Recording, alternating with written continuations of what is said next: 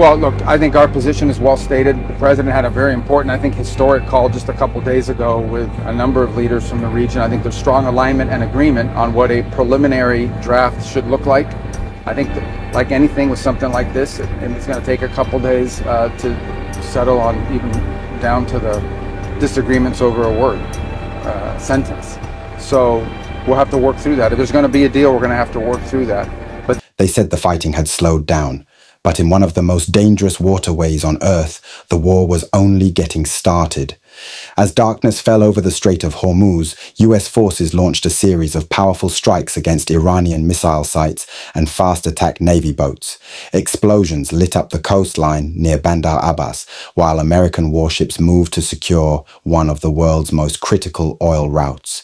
The Strait of Hormuz is not just another stretch of water. Nearly a fifth of the world's oil passes through this narrow channel every single day. If it closes, the global economy feels it instantly. Fuel prices rise, markets panic, nations prepare for escalation. According to US officials, the strikes targeted missile launch systems and vessels allegedly preparing naval mines. Washington described the operation as self-defense, a warning that any threat to commercial shipping or American forces would be met immediately.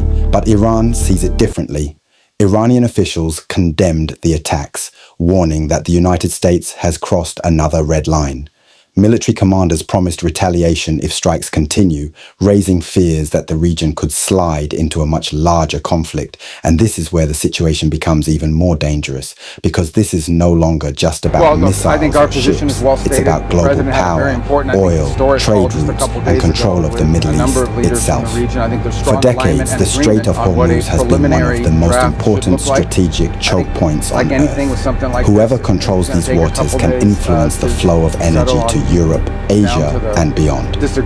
Now, with American warships returning to escort commercial vessels through the strait and Iran refusing to back down, the world is watching nervously.